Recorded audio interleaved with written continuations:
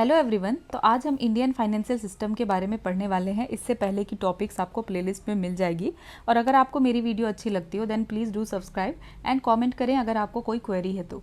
ठीक है। Indian financial system में हमें क्या देखने के लिए मिलता है? बैंक्स होते हैं और नॉन बैंकिंग फाइनेंशियल इंस्टीट्यूशंस होते हैं। बैंक्स में हम देखते हैं commercial bank and cooperative banks. Commercial bank में schedule commercial bank and non schedule commercial bank. हम आगे जानेंगे कि शेड्यूल एंड नॉन शेड्यूल क्या होता है। शेड्यूल में आते हैं public sector bank, private sector bank, foreign bank, regional rural bank, payment bank and small finance bank. ठीक है। एंड नॉन शेड्यूल में आते हैं local area bank. Then urban cooperative banks आते हैं, रूरल कोऑपरेटिव बैंक्स आते हैं। अर्बन में हमें शेड्यूल नॉन शेड्यूल देखने के लिए मिलता है और सिंगल स्टेट और मल्टी स्टेट देखने के लिए मिलता है। ठीक है। और रूरल में फिर हमें शॉर्ट टर्म और लॉन्ग टर्म देखने के लिए मिलेगा। शॉर्ट टर्म में स्टेट कोऑपरेटिव आएंगे, डीसीसीबीज आएंगे, पैक्स आएंगे। एंड देन लॉन्ग टर्म में हमें देखने के लिए मिलेगा ये SCARDB। ठीक है। NPCARDB। ठीक है। इनका फुल फॉर्म देख लेते हैं। STCB क्या हो गया? State cooperative banks. ठीक है। And then DCCB district central cooperative bank. PACS हो गया primary agricultural credit society.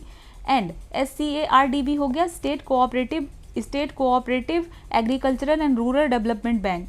PCARDB क्या हो गया? Primary cooperative agricultural and rural development bank.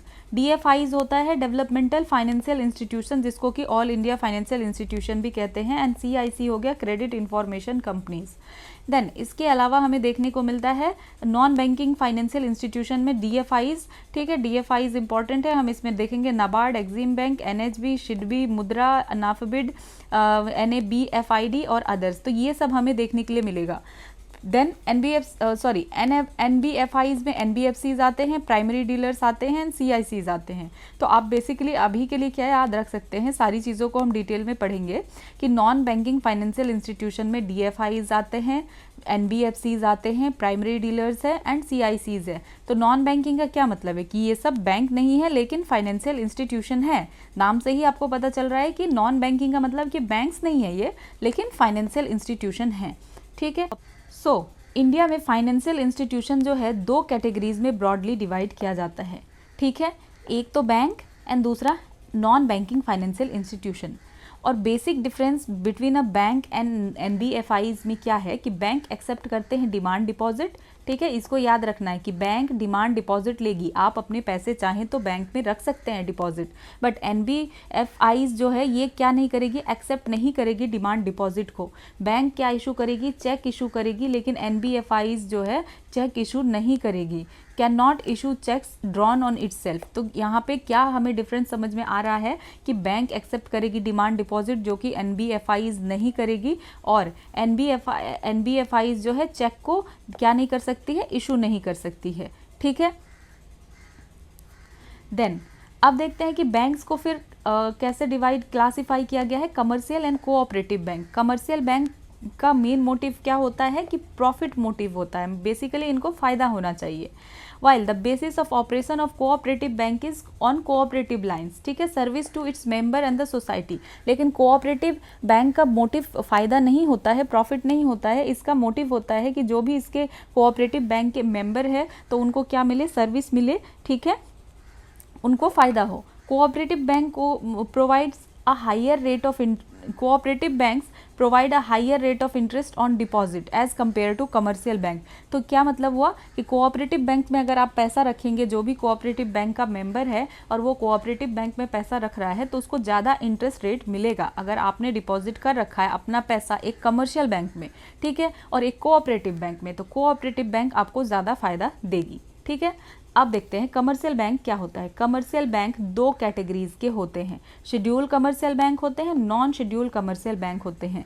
Schedule bank को schedule bank is so called. तो हम शेड्यूल बैंक इसका नाम क्यों कहते हैं कि ये बैंक शेड्यूल है और नॉन शेड्यूल है? क्यों कहते हैं? Because it has been included in the second schedule of RBC।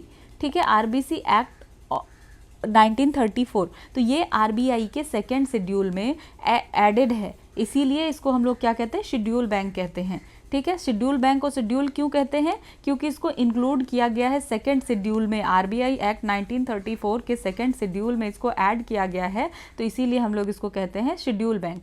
Other condition for a schedule bank that अब वो दूसरा कंडीशन भी है कि ठीक है कि आप शेड्यूल बैंक होने के लिए आपके पास क्या होना चाहिए, it must be A corporation and paid up share capital should be at least 500 crore. तो ये याद रखना चाहिए कि क्या हर बैंक शेड्यूल बैंक हो जाएगा? नहीं, हर बैंक शेड्यूल बैंक नहीं होगा, इसका अपना एक कॉरपोरेशन होना चाहिए, ठीक है। और इनका एक जो है पेड अप शेयर कैपिटल इनके पास कितना, कम से कम 500 करोड़ इनके पास होना चाहिए, ठीक है। तो इस तब जा कर के वो क्या बनेंगे, शेड्यूल बैंक में, शेड्यूल लिस्ट में, शेड्यूल में आएंगे, ठीक है, आरबीआई के सेकंड शेड्यूल में आएंगे, देन उसको हम लोग कहेंगे शेड्यूल बैंक। तो डिफरेंस क्या है schedule and non schedule bank का, कि इनके जो is the type of bank activity, ठीक है, इसके बैंक के एक्टिविटी में डिफरेंस है, that they are allowed to carry out in India. तो शेड्यूल और नॉन शेड्यूल के जो बैंकिंग ऑपरेशंस ये लोग करेंगे तो ये थोड़ा डिफरेंट होता है।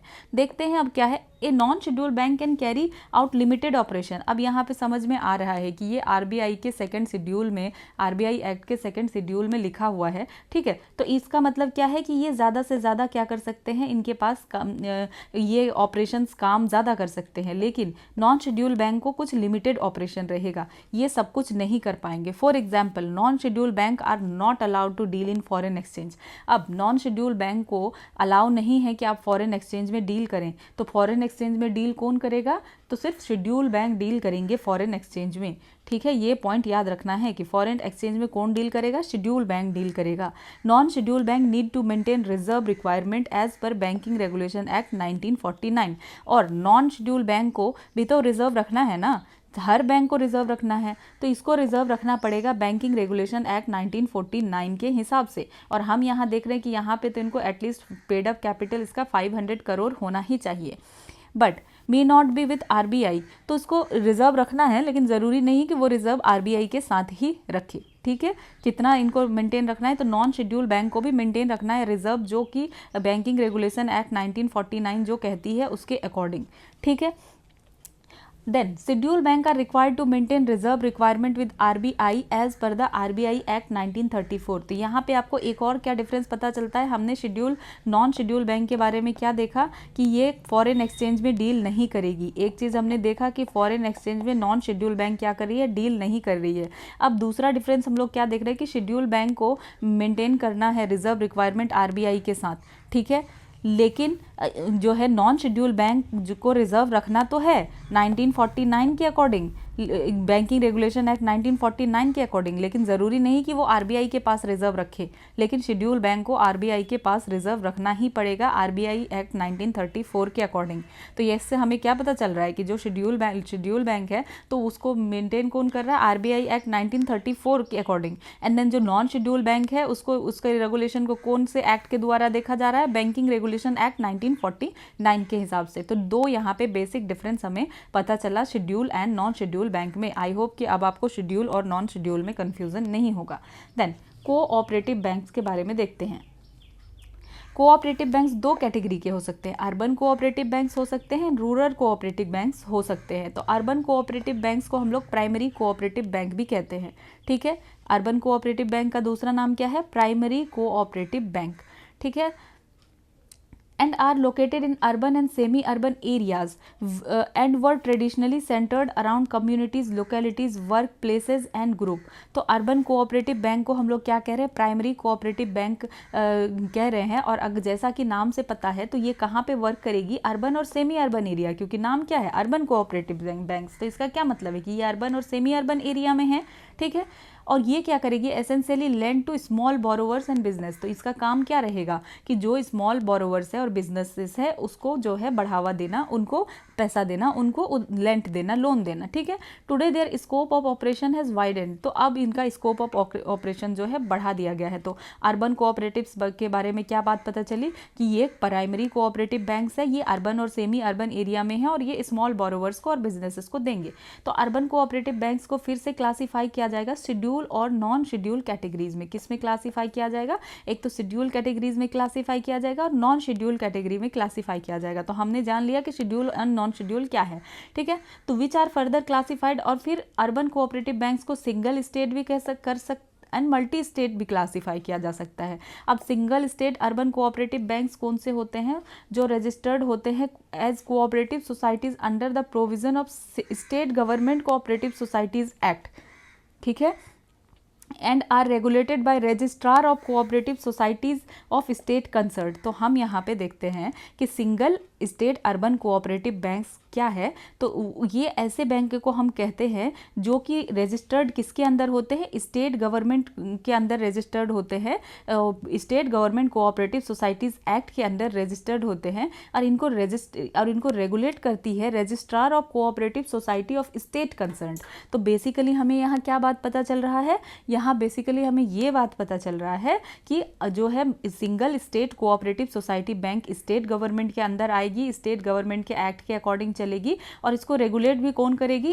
Registrar of cooperative society of state concern. उसी स्टेट का रजिस्ट्रार जो है उसको कौन करेगा? देखेगा। तो यहाँ पे क्या देखा जा रहा है? सिंगल स्टेट मतलब स्टेट ही देख रही है इसमें। Then multi state urban cooperative society जो है इसको किसको हम लोग कहेंगे? Multi state are registered as cooperative society under provision of multi state cooperative societies act. तो इनके लिए कौन सा एक्ट बना हुआ है? Multi state cooperative society act 2002 का बना हुआ है, और इसको रेगुलेट कौन करेगी?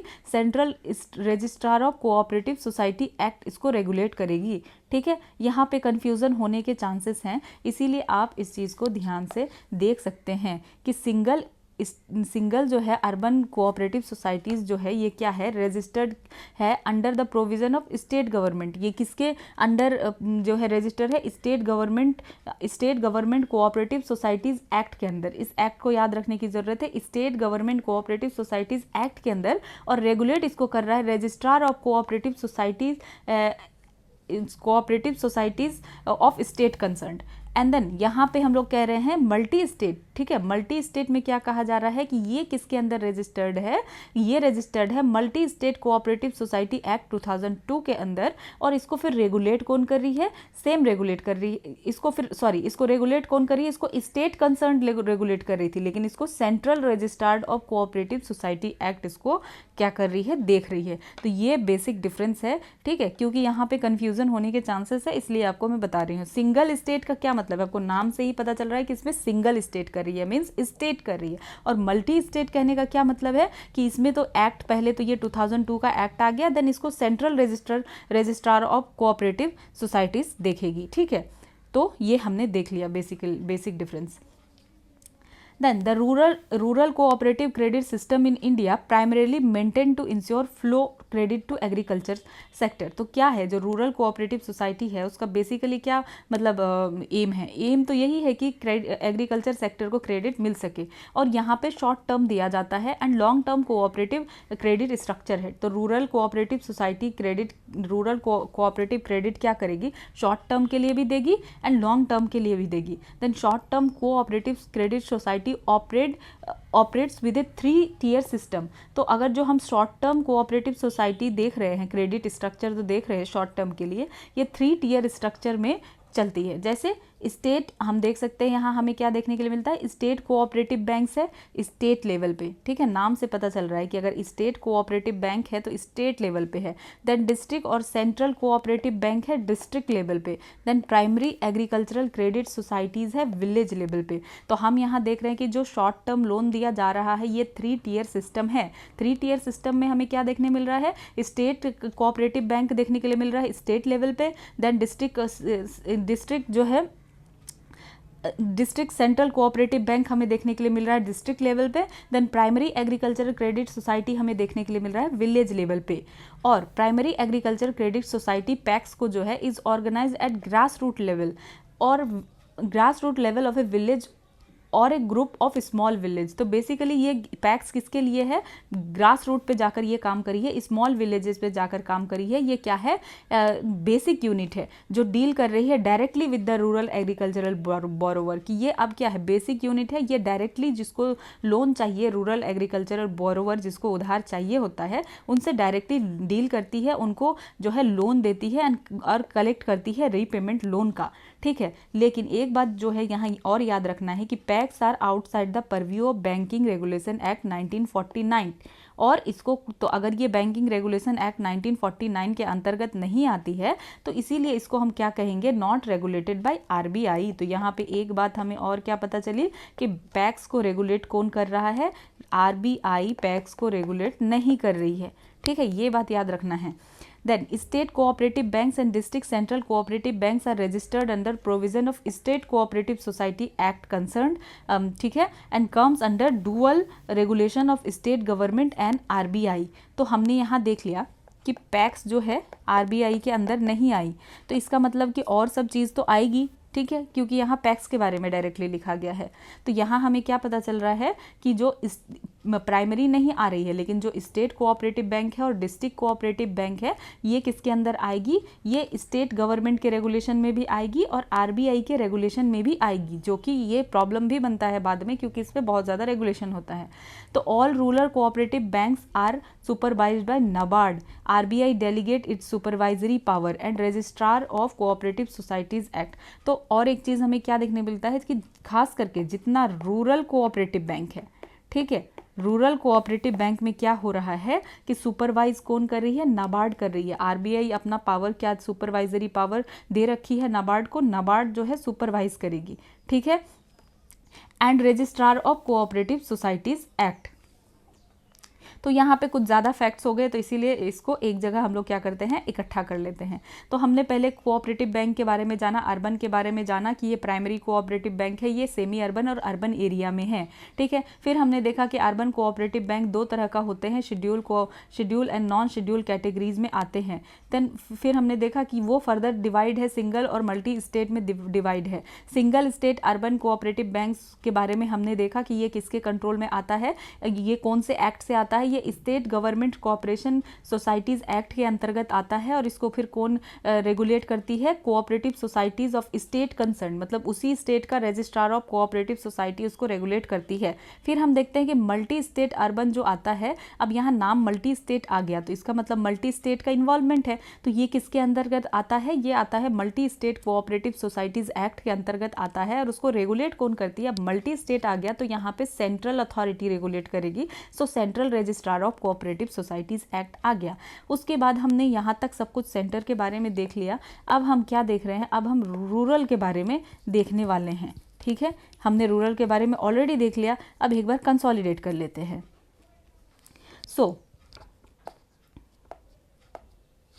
तो रूरल कोऑपरेटिव क्रेडिट सिस्टम के बारे में हमने क्या देखा कि यहाँ स्टेट कोऑपरेटिव बैंक होगा स्टेट लेवल पे, then district central cooperative bank होगा डिस्ट्रिक्ट लेवल पे, and then primary agricultural credit होगा विलेज लेवल पे। तो पैक्स के बारे में हम लोगों ने जान लिया कि पैक्स जो है ये क्या, सॉरी,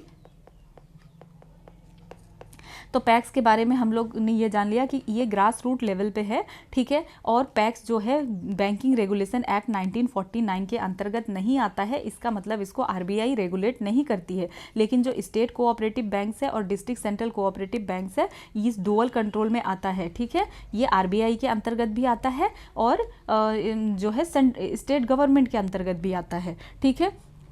और जितने भी रूरल कोऑपरेटिव बैंक्स हैं, ठीक है, वो उसको सुपरवाइज कौन करेगा, नाबार्ड सुपरवाइज करेगा। और registrar of cooperative societies act, registrar of cooperative societies of state इसको कौन करेगा, देखेगा, ठीक है। तो यहाँ पे क्या हो रहा है, डुअल कंट्रोल हमें देखने के लिए मिल रहा है स्टेट गवर्नमेंट और आरबीआई का। देन अब आगे पढ़ते हैं कि जो बैंकिंग रेगुलेशन एक्ट है ये फोर्स में कब आया, 1949 में आया फोर्स में। लेकिन बैंकिंग लॉज जो है एप्लीकेबल हुआ कोऑपरेटिव सोसाइटीज़ में कब, इन 1966, ठीक है। कब, यहाँ पे एक अमेंडमेंट हुआ to the banking regulation act 1949 में। तो बैंकिंग रेगुलेशन एक्ट 1949 से है, लेकिन कोऑपरेटिव सोसाइटीज़ पे इसका चलना कब शुरू हुआ, ये शुरू हुआ कब, अमेंडमेंट जब हुआ तब, ठीक है, 1966 में। तो तब से हम देखते हैं कि यहाँ पे डुअल कंट्रोल हो रहा है, ठीक है। डुअल कंट्रोल किसका हो रहा है, dual control over cooperative banks urban and rural both. तो हम देख रहे हैं कि अर्बन और रूरल दोनों में डुअल कंट्रोल हो रहा है between state registrar of cooperative societies, central registrar of cooperative societies and RBI. तो हम देख रहे हैं कि जो स्टेट के जो ओनली स्टेट कंसर्न है तो उसमें state registrar of cooperative societies देख रही है, जो मल्टी स्टेट है उसमें central registrar of cooperative society देख रही है, और आरबीआई भी देख रही है। RBI regulates and supervises the banking function, तो आरबीआई का क्या काम है, जो भी बैंकिंग फंक्शन है उसको रेगुलेट करती है और सुपरवाइज करती है। और एमलगमेशन या लिक्विडेशन करना है अर्बन का, स्टेट क्या या डिस्ट्रिक्ट सेंट्रल कोऑपरेटिव बैंक्स का, तो करती है बैंकिंग रेगुलेशन एक्ट 1949 से। ठीक है, तो आरबीआई क्या देख रही है यहाँ पे, बैंकिंग फंक्शन देख रही है, एमलगमेशन देख रही है, लिक्विडेशन देख रही है, ये सब। और and the non banking aspects, अब जो ये बैंकिंग एस्पेक्ट्स है ये कौन देख रहा है, आरबीआई देख रहा है, लेकिन जो नॉन बैंकिंग एस्पेक्ट्स है, रजिस्ट्रेशन हो गया, मैनेजमेंट हो गया, एडमिनिस्ट्रेशन हो गया, रिक्रूटमेंट हो गया, इन सबको कौन रेगुलेट कर रहा है, इन सबको रेगुलेट और सुपरवाइज कर रहा है स्टेट और सेंट्रल गवर्नमेंट। ठीक है, if RBI feels so and if required in public interest, it can supersede the board of director of urban cooperative bank, state cooperative bank, district cooperative banks। तो अगर RBI को ज़रूरत पड़ी या उनको लगा पब्लिक के इंटरेस्ट में, तो वो सुपरसीड कर सकता है किसको, बोर्ड ऑफ डायरेक्टर किस बैंक का, अर्बन कोऑपरेटिव बैंक्स का, स्टेट कोऑपरेटिव बैंक्स का, डिस्ट्रिक्ट कोऑपरेटिव बैंक्स का। ठीक है, ये हमने देख लिया। Then PACS and long term credit cooperative जो होते हैं, पैक्स और जो लॉन्ग टर्म क्रेडिट कोऑपरेटिव होते हैं, जैसे कि हमने देखा state cooperative agricultural rural development bank. ठीक है, तो ये हमने देखा, एंड PCARBD ये सब जो है outside the purview of banking regulation act. तो हमने शॉर्ट टर्म वाला देखा कि ये आ रहा है बैंकिंग रेगुलेशन एक्ट के लिए, लेकिन जो पैक्स है हमने देखा कि ये पैक्स आरबीआई के अंदर नहीं आ रहा है। और जो long term credit cooperative societies है, ठीक है, जो SCARDB या PCARDB ये आउटसाइड है, बैंकिंग रेगुलेशन एक्ट के अंदर ये नहीं आता है। ठीक है, hence not regulated and supervised by RBI. तो इसको कौन रेगुलेट नहीं करेगी, आरबीआई पैक्स को नहीं करेगी, और state cooperative agricultural rural development bank को। ठीक है, और यहाँ प्राइमरी और इसको जो है PCARDB को कौन नहीं करेगी, आरबीआई नहीं करेगी। ठीक है, सो नाबार्ड कंडक्ट्स वॉलेंट्री इंस्पेक्शन। तो नाबार्ड क्या करेगी, वॉलेंट्री इंस्पेक्शन कंडक्ट करेगी SCARDBs पे और apex level cooperative societies and feudatories पे। तो हमने क्या पता किया यहाँ पे कि पैक्स और long term credit cooperative societies जो है, जो कि हमने पहले यहाँ देखा था कि long term credit cooperative societies क्या हुआ। ठीक है, लॉन्ग टर्म में यहाँ पे दो देखा था, state cooperative agricultural and rural development bank, then यहाँ primary cooperative agricultural and rural development bank. ये दोनों को हमने क्या देखा कि ये क्या है, लॉन्ग टर्म में आते हैं। ये स्टेट और डिस्ट्रिक्ट और पैक्स ये शॉर्ट टर्म में आते हैं, देन ये कहाँ आते हैं, लॉन्ग टर्म में आते हैं। तो इस पे हमने देखा कि इन दोनों पे आरबीआई का रेगुलेशन नहीं है, तो इस पे क्या करेगी, नाबार्ड जो है टाइम टू टाइम यहाँ क्या कर सकती है, इंस्पेक्शन कर सकती है, वॉलेंट्री इंस्पेक्शन कंडक्ट कर सकती है। ठीक है, तो ये हमने देख लिया।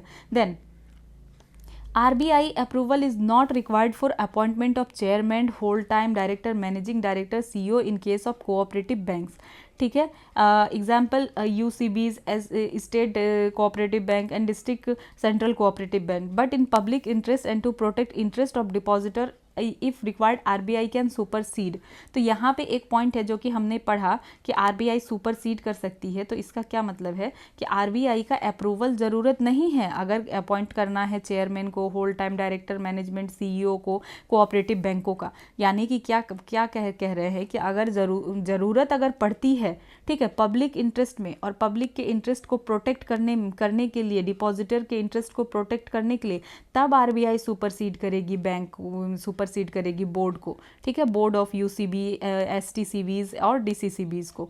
तो ये हमें क्या बात समझ में आई कि ऐसे जो है अपॉइंटमेंट के लिए आरबीआई के अप्रूवल की ज़रूरत नहीं है इन सारे कोऑपरेटिव बैंकों को, लेकिन अगर ज़रूरत पड़ी तो आरबीआई इंटरवीन करेगी। ठीक है, तो यहाँ क्या कहा जा रहा है कि क्या हर टाइम अगर सपोज अगर अर्बन कोऑपरेटिव बैंक्स के लिए हमें अपॉइंटमेंट करना है किसी चेयरमैन का, तो क्या हम आरबीआई से पूछने जाएंगे हर बार? तो नहीं, हर बार हमें आरबीआई की अप्रूवल की ज़रूरत नहीं है, हर बार हम आरबीआई से पूछने नहीं जाएंगे। ठीक है, लेकिन अगर आरबीआई को ज़रूरत पड़ी कि यहाँ पब्लिक इंटरेस्ट में यहाँ कोई प्रॉब्लम हो रही है, यहाँ डिपॉजिटर को पैसा नहीं मिल रहा है या कुछ भी प्रॉब्लम हो रही है, तो फिर आरबीआई क्या कर सकती है, ज़रूरत पड़ी तो सुपरसीड कर सकती है। ये बात आपको ध्यान रखने की ज़रूरत है। तो with prior approval of RBI With prior approval of RBI, cooperative bank can issue either through public or through private placement equity shares, bond or unsecured debenture or any other security with maturity not less than 10 years. ठीक है, तो हम यहाँ क्या देख रहे हैं कि कोऑपरेटिव बैंक जो है इशू कर सकती है आइदर थ्रू पब्लिक और प्राइवेट प्लेसमेंट, मतलब कोऑपरेटिव बैंक भी इक्विटी शेयर इशू कर सकती है, बॉन्ड इशू कर सकती है या अनसिक्योर्ड डिबेंचर को इशू कर सकती है, ठीक है, with maturity of not less than 10 years. लेकिन मैच्योरिटी कितना, 10 साल से जो है कम नहीं होनी चाहिए। Maturity of not less than 10 year, मतलब समझ आ रहा है आपको क्या कह रहे हैं कि 10 साल से कम नहीं होनी चाहिए मैच्योरिटी, ठीक है। तो हमें क्या एक और बात पता चली कि कोऑपरेटिव बैंक जो है इक्विटी शेयर करेगी, बॉन्ड और ये सब जो भी अनसिक्योर्ड डिवेंचर्स है इन सब में, इन सबको शेयर कर सकती है, इन सबको इशू कर सकती है, ठीक है। अब पढ़ते हैं पब्लिक सेक्टर बैंक के बारे में। बैंक ओन्ड बाय सेंट्रल और state government having more than 51% ownership. तो पब्लिक सेक्टर बैंक हम क्या कहेंगे कि पब्लिक कहने का मतलब कि गवर्नमेंट का शेयर जो है, स्टेट गवर्नमेंट का या जो है सेंट्रल गवर्नमेंट का शेयर मिनिमम कितना होना चाहिए, 51% होना चाहिए, ठीक है। फॉर एग्जाम्पल, तो जैसे कि SBI और इसके associate Punjab national bank and bank of India, ठीक है, इट्सेट्रा, ये सब हम लोग देख सकते हैं एग्जाम्पल के तौर पे। तो नेशनलाइज्ड बैंक, ठीक है, private banks taken over by government. तो नेशनलाइज्ड बैंक्स कौन से बैंक्स हो गए, जैसे कि जो प्राइवेट बैंक थे बाद में गवर्नमेंट के द्वारा टेक ओवर किया गया, ठीक है, which were nationalised in 1969 and 1980s are also public sector banks as government own 51% in these banks. तो क्या कह रहे हैं कि कोई भी ऐसा बैंक, ठीक है, उसको हम लोग पब्लिक सेक्टर बैंक कब कहेंगे, जब गवर्नमेंट का उसमें 51% से ज़्यादा शेयर होगा या मिनिमम 51% शेयर होगा, ठीक है। तो पहले नेशनलाइज किया गया बैंकों को क्या मतलब है कि प्राइवेट जो बैंक था उसको टेक ओवर किया गया, ठीक है। तो टेक ओवर कैसे किया गया, तो इसमें गवर्नमेंट का शेयर कितना हुआ, 51%, मिनिमम 51% हुआ या 51% से ज़्यादा हुआ, ठीक है। तो ये हो गया public sector bank. Then private sector bank क्या है, तो बैंक जो कि private owned by private individual own कर रही है, प्राइवेट सेक्टर बैंक हुआ, ICI हो गया, एक्सिस हो गया। देन फॉरेन बैंक्स क्या हो गया, ये bank established in India but owned by foreign entities. तो फॉरेन बैंक्स क्या हो गया कि बैंक जो है इंडिया में इस्टेब्लिश है लेकिन इसका ऑनर कौन है, ओन्ड बाय फॉरेन एंटिटीज, कोई बाहर के लोग इसको ओन कर रहे हैं, जैसे कि इसका एग्जाम्पल है सिटी बैंक, ठीक है। तो ये सब बेसिकली प्राइवेट बैंक्स है and owned by foreign entities. तो ये हमने देख लिया फॉरेन बैंक्स। अब इंपॉर्टेंट आ जाते हैं हम रीजनल रूरल बैंक पे कि रीजनल रूरल बैंक है, इसको इस्टेब्लिश किया गया था 1975 में under the provision of regional rural bank act 1976।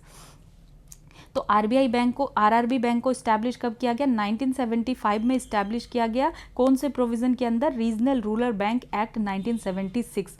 और RRB को लाने का क्या व्यू था, तो इसको क्यों लाना था, ताकि जो रूरल इकोनॉमी है उसको डेवलप किया जा सके, ठीक है, डेवलपमेंट हो सके एग्रीकल्चर का, ट्रेड का, कॉमर्स का, इंडस्ट्री का, और जो भी प्रोडक्टिव एक्टिविटीज़ है रूरल एरियाज़ में वो सब डेवलप हो सके, उनको क्रेडिट मिल सके, अदर फैसिलिटीज़ मिल सके, ठीक है। पर्टिकुलरली किसको, स्मॉल और मार्जिनल फार्मर को, एग्रीकल्चरल लेबरर्स को, आर्टिसंस को, जो स्मॉल एंटरप्रेन्योर्स है उनको, ठीक है।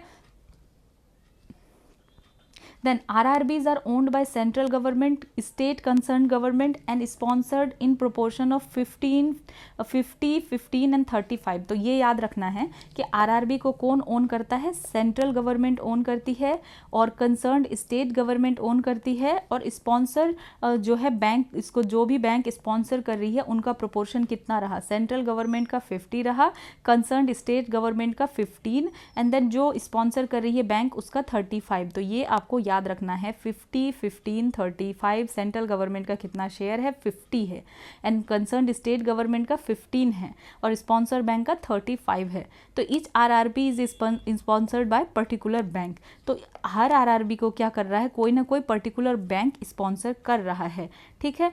तो RRB को क्या ज़रूरत है कि 75% आप प्रायोरिटी सेक्टर में देंगे, ठीक है। और आरआरबी किसके अंडर में आता है? सुपरविजन ऑफ नाबार्ड के अंदर आता है। तो हमने देखा कि रूरल एरिया में सुपरविजन कौन करेगा? नाबार्ड करेगा। तो आरबीआई कहाँ, आरआरबी कहाँ है? रीजनल रूरल बैंक मतलब क्या है कि ये किसी ना किसी रूरल एरिया में है, तो इसका सुपरविजन कौन करेगा? नाबार्ड करेगा। हमने इतने डिटेल्स में देखा कि यहाँ पे क्या मतलब प्रॉब्लम हो रही है और किस तरीके से कंट्रोल किया जा रहा है कोऑपरेटिव सोसाइटीज़ पे। ये वाले पोर्शन को तो याद रखना बहुत ही ज़्यादा ज़रूरी है, ठीक है। लास्ट में फिर से रिविज़न करेंगे क्योंकि इस पे ज़्यादा फैक्ट्स हैं। देन लोकल एरिया बैंक्स क्या हैं? लोकल एरिया बैंक को सेटअप किया गया है, setup as per the government of India, ठीक है। तो गवर्नमेंट ऑफ इंडिया ने इसको सेटअप किया है। स्कीम अनाउंस इन 1966 में इसका स्कीम अनाउंस किया गया था। अब इंटेंशन क्या था? अब गवर्नमेंट को क्या ज़रूरत पड़ गई कि फिर से एक लोकल एरिया बैंक बनाना पड़ा? इतने सारे बैंक तो ऑलरेडी है, तो इसको सेटअप इसलिए किया गया, setup new private local banks with jurisdiction over 2 to 3 contiguous district. मतलब क्या है? लोकल एरिया मतलब ऐसा बैंक जो कोई लोकल एरिया में है और जिसका जुरिस्डिक्शन 2 से 3 डिस्ट्रिक्ट के ऊपर है। ऑब्जेक्टिव क्या था ऐसे इस्टेब्लिश करने का लोकल एरिया बैंक को? To enable mobilisation of rural saving by local institution and make them available for investment in local areas. तो क्या हुआ कि यहाँ पे अगर लोकल एरिया में बैंक होगा तो यहाँ पे जो भी लोकल पीपल है, जो वहाँ के लोग हैं, वो पैसा उस बैंक में डालेंगे और फिर उन्हीं लोगों को लोन मिलेगा। तो लोन मिलेगा तो उन्हीं लोकल एरिया का डेवलपमेंट होगा। बेसिकली क्यों लाया गया? ताकि लोकल एरिया का डेवलपमेंट हो सके। तो अभी there are only 4 local area banks in India. तो 4 लोकल एरिया बैंक है which exist in non schedule bank. तो ये सब क्या है? Local area bank non schedule bank है, जिसका एग्जाम्पल हमें देखने के लिए मिलता है। एक एग्जाम्पल क्या है? कोस्टल लोकल एरिया बैंक इन विजयवाड़ा, आंध्र प्रदेश। तो हमें यहाँ ये वाला क्या है? कोस्टल लोकल एरिया बैंक है। तो लोकल एरिया बैंक का आपको मोटिव समझ में आया? क्या है मोटिव? सिंपल सा है कि लोकल एरिया को डेवलप किया जा सके, लोकल पीपल का पैसा रहेगा, देन लोकल एरिया डेवलप होगा, ठीक है। देन आता है all India financial institution AIFIs के बारे में हम लोग जान लेते हैं कि AIFI क्या है। तो AIFI non banking financial companies है, NBFCs है ये, क्योंकि ये बैंक नहीं है इसीलिए non banking financial companies and primary dealers, ठीक है, फ्रॉम 3 इंपॉर्टेंट। तो ऑल इंडिया फाइनेंशियल इंस्टीट्यूशन के अंदर कौन आ गया? नॉन बैंकिंग NBFCs आ गया, प्राइमरी डीलर्स आ गया, from 3 important segments of non banking financial institutions sector in India that are regulated and supervised by RBI। तो ये जो है नॉन बैंकिंग फाइनेंशियल इंस्टीट्यूशन को, इसको रेगुलेट कौन करेगा? इसको रेगुलेट और सुपरवाइज करेगा RBI। और क्रेडिट इंफॉर्मेशन कंपनी जो है ये भी एक कैटेगरी है NBFIs का, जिसको भी रेगुलेट करेगी RBI। तो हमने देखा कि ऑल इंडिया फाइनेंशियल इंस्टीट्यूशन में क्या क्या आ गया? NBFCs आ गया, ठीक है। देन और क्या आ गया? प्राइमरी डीलर्स आ गया। देन और क्या आ गया? क्रेडिट इंफॉर्मेशन कंपनी हो गया। तो ये सारे क्या है? नॉन बैंकिंग फाइनेंशियल इंस्टीट्यूशंस हैं ये, ठीक है। और इसको रेगुलेट कौन करेगी? RBI रेगुलेट करेगी, ठीक है। देन AIFIs जो है ये constitute institutional mechanism interested with providing sector specific long term financing. तो AIFIs का बेसिकली क्या मतलब है कि यहाँ पे लोन जो है सेक्टर स्पेसिफिक प्रोवाइड किया जाएगा, लॉन्ग टर्म लोन प्रोवाइड किया जाएगा। तो करंटली 4 AIFIs है जिसको कि हम लोग क्या कहते हैं? डेवलपमेंट फाइनेंशियल इंस्टीट्यूशन भी कहते हैं, क्योंकि इसका बेसिकली फंक्शन क्या है? डेवलपमेंट करना, इसीलिए इनका नाम DFIs भी है, डेवलपमेंट फाइनेंशियल इंस्टीट्यूशन। इसको रेगुलेट और सुपरवाइज कौन करेगी? RBI रेगुलेट भी करेगी एंड सुपरवाइज भी करेगी। तो ये हमने देखा। अब हम देखने वाले हैं इन AIFIs को डिटेल में। नाबार्ड के बारे में जानते हैं। ये सारे टॉपिक्स बहुत ही ज़्यादा इंपॉर्टेंट है, इस पे क्वेश्चन पूछा जाता है एंड पूछा भी जाएगा। सो नाबार्ड क्या है? नाबार्ड इस्टेब्लिश हुआ था 1982 में under the provision of national bank for agricultural rural development act 1981। तो 1981 में एक एक्ट लाया गया, national bank for agricultural and rural development. NABARD का काम क्या है? रूरल एरिया को डेवलप करना। सो ये 1981 का एक्ट आया एंड देन उसके बाद फिर क्या हुआ? 1982 में नाबार्ड इस्टेब्लिश हुआ। नाबार्ड क्या करेगा, प्रोवाइड करता है credit for the promotion of agriculture, agriculture के प्रमोशन के लिए, स्मॉल स्केल इंडस्ट्रीज़ के लिए, कॉटेज इंडस्ट्रीज़ के लिए, विलेज इंडस्ट्रीज़ के लिए, हैंडीक्राफ्ट्स के लिए, या जितना भी अदर रूरल क्राफ्ट है और एलाइड इकोनॉमिक एक्टिविटीज़ है उनके लिए। बेसिकली जो भी गाँव में प्रमोट करने के लिए एग्रीकल्चर को और इनसे रिलेटेड स्मॉल स्केल इंडस्ट्रीज़ को, कॉटेज इंडस्ट्रीज़ को, इन सब के लिए क्रेडिट प्रोवाइड करेगी। नाबार्ड कैसे एक्ट करेगी, acts as a coordinator supervisor in the operation of rural credit institution like RRBs। तो रूरल एरिया में ये अपना कोऑर्डिनेट करेगी या सुपरवाइज करेगी, ठीक है। तो ये क्या करेगी, नाबार्ड एक्ट करेगी कोऑर्डिनेटर और supervisor in the operation of rural credit institution like RRBs, rural cooperative banks. RBI has delegated it's supervisory power. तो हमने देखा था कि रूरल कोऑपरेटिव बैंक्स के भी केस में RBI ने अपना सुपरवाइजरी पावर किसको दे रखा है, नाबार्ड को दे रखा है, ठीक है। In case of rural sector NABARD while retaining it's regulatory power. तो रूरल कोऑपरेटिव बैंक के केस में भी किसके पास पावर है, नाबार्ड के पास पावर है। नाबार्ड क्या करेगी, कोऑर्डिनेट करेगी, सुपरवाइज करेगी RRBs को, किसको, RRBs को करेगी, एंड किसको करेगी, देन रूरल कोऑपरेटिव बैंक्स को करेगी, ठीक है, रूरल कोऑपरेटिव बैंक्स को करेगी। तो यहाँ हमने देखा कि नाबार्ड का क्या काम है, रूरल एरिया को डेवलप करना, इसीलिए नाबार्ड किसको देखेगी, RRB के फंक्शन को देखेगी, देन रूरल कोऑपरेटिव बैंक के फंक्शन को देखेगी। नाबार्ड क्या असिस्ट करती है, पॉलिसी फॉर्मेशन में गवर्नमेंट ऑफ इंडिया के, RBI एंड स्टेट गवर्नमेंट के on matters related to rural credit and rural development. तो अगर रूरल क्रेडिट और रूरल डेवलपमेंट की बात आएगी तो नाबार्ड करेगी असिस्ट, किसको करेगी, RBI को असिस्ट करेगी, स्टेट गवर्नमेंट को असिस्ट करेगी, ठीक है। तो ये सारी चीज़ें करेगी, या गवर्नमेंट ऑफ इंडिया को असिस्ट करेगी। और offer training and research facilities for banks, cooperatives and organisations in matter related to rural development. Basically जो भी training, research facility rural area से रिलेटेड कोई बात आई तो नाबार्ड से संपर्क करो, ठीक है। It does not extend direct credit at individual level. तो अब ये लोन तो देती है, हमने जान लिया, लेकिन ये इंडिविजुअल लेवल पे थोड़ी देती है, but extend indirect financial assistance, ये इनडायरेक्ट फाइनेंशियल असिस्टेंस देती है बाय वे ऑफ रीफाइनेंस, ठीक है। कैसे, नाबार्ड फाइनेंस करती है उन इंस्टीट्यूशन को जो कि फाइनेंशियल असिस्टेंस प्रोवाइड करते हैं रूरल सेक्टर को। तो क्या आप डायरेक्टली जाके नाबार्ड से लोन ले सकते हैं, नहीं, आप नाबार्ड से लोन नहीं ले सकते हैं एज ए इंडिविजुअल। नाबार्ड क्या करेगी, उन इंस्टीट्यूशन को पैसा देगी जो कि रूरल एरिया में लोन दे रही है, ठीक है। नाबार्ड क्या प्रोवाइड करेगी, डायरेक्ट फाइनेंस प्रोवाइड करेगी वैसे इंस्टीट्यूशन को as may be approved by central government, और खास करके जिसको क्या किया जाएगा, सेंट्रल गवर्नमेंट ने अप्रूव कर रखा होगा कि आप इस इंस्टीट्यूशन को पैसा दीजिए, ये रूरल एरिया में अपना पैसा देने वाली है, ठीक है। तो ये हमने नाबार्ड के बारे में सारी चीज़ें देखी। इस्टेब्लिश हुआ था 1982 में, 1981 का एक्ट आता है उसके बाद, ठीक है। तो उसके बाद क्या होता है कि नाबार्ड जो है कोऑर्डिनेटर और सुपरवाइजर है, स्पेशली जब रूरल एरिया की बात आएगी ये RRB को कोऑर्डिनेट करेगी, सुपरवाइज करेगी, देन रूरल कोऑपरेटिव बैंक्स को करेगी, देन फिर ये इंडिविजुअल लेवल पे लोन नहीं देगी। क्यों नहीं देगी, क्योंकि ये जो है वो ऐसे इंस्टीट्यूशन को, ये इनडायरेक्टली लोन दे रही है आपको, ऐसे इंस्टीट्यूशन को लोन प्रोवाइड कर रही है, ठीक है, पैसे प्रोवाइड कर रही है जो आपको डायरेक्टली देने वाले हैं, ठीक है। तो ये सारी चीज़ें हमने पढ़ ली। देन नेशनल हाउसिंग बैंक, इसके बारे में जान लेते हैं। नेशनल हाउसिंग बैंक क्या है, ठीक है। तो national housing bank was setup in 1988। National housing bank को सेटअप किया गया था 1988। कौन सा एक्ट था, नेशनल हाउसिंग बैंक एक्ट 1987 का। नेशनल हाउसिंग बैंक ऑपरेट कैसे करता है, प्रिंसिपल एजेंसी के रूप में ऑपरेट करता है। ये प्रमोट करता है हाउस फाइनेंसिंग इंस्टीट्यूशन को, ठीक है, both at local and regional level, और प्रोवाइड करता है फाइनेंस और other support to such institution. तो यहाँ हमने जैसे नाबार्ड में देखा कि रूरल एरिया की बात हो रही है, यहाँ नेशनल हाउसिंग बैंक का क्या मतलब है कि ये हाउसिंग के ऊपर बात हो रही है, ठीक है। हाउस को फाइनेंस किया जाएगा यहाँ पे रीजनल और लोकल लेवल पे, और यहाँ पे उन लोगों को फाइनेंस प्रोवाइड किया जाएगा घरों के लिए, ठीक है।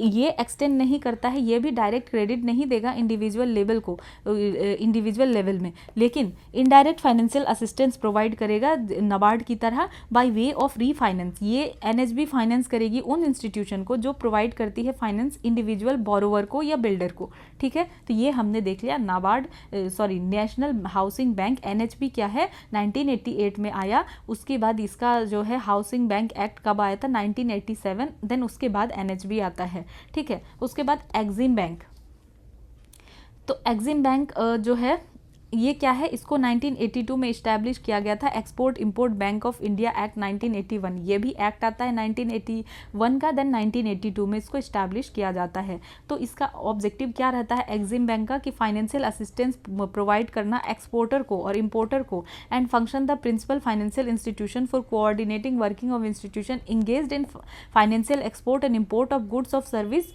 ठीक है। तो यहाँ पे बेसिकली किसको लोन दिया जा रहा है, नाम से ही पता है कि एक्सपोर्ट इंपोर्ट करने वाले लोगों को ही यहाँ पे लोन दिया जा रहा है, ठीक है। क्योंकि ये अब एक्सपोर्ट इंपोर्ट करने वाले को लोन क्यों दिया जा रहा है, ताकि कंट्री का इंटरनेशनल ट्रेड जो है बरकरार रहे, बना रहे, प्रमोट रहे, ठीक है। तो एग्जिम बैंक जो है ये किसको एक्सटेंड लोन करती है, loans to overseas financial institution. तो एग्जिम बैंक का लोन कहाँ तक जाएगा, also extends loans to overseas financial institution, कि जो बाहर है, ओवरसीज है, उनको भी दिया जा रहा है लोन, ठीक है। Regional development banks, sovereign governments और अदर एंटिटीज ओवरसीज, जो कि कहीं दूसरी जगह है, दूसरे कंट्री में है, उसको भी दिया जा रहा है, ठीक है।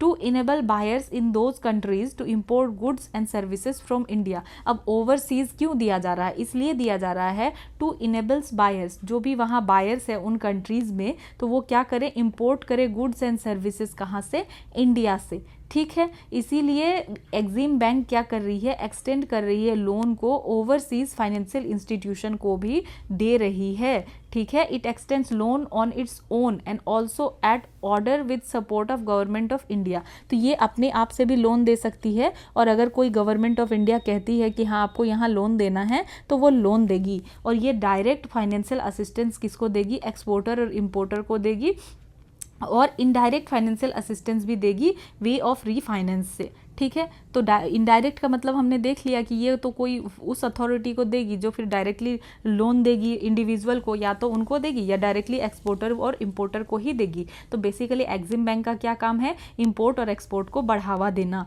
ठीक है। और इसमें हमने एक और चीज़ देखा कि ये एक्सटेंड कहाँ तक है, ओवरसीज फाइनेंशियल इंस्टीट्यूशन को भी देगी। अगर ओवरसीज में कोई फाइनेंशियल इंस्टीट्यूशन है तो उसको भी दे रही है, ठीक है। Regional development bank, sovereign government और अदर एंटिटीज ओवरसीज, ठीक है, उन लोगों को दे रही है। अब इनका मकसद एक ही चीज़ है, to enable buyers in those countries to import goods and services from India.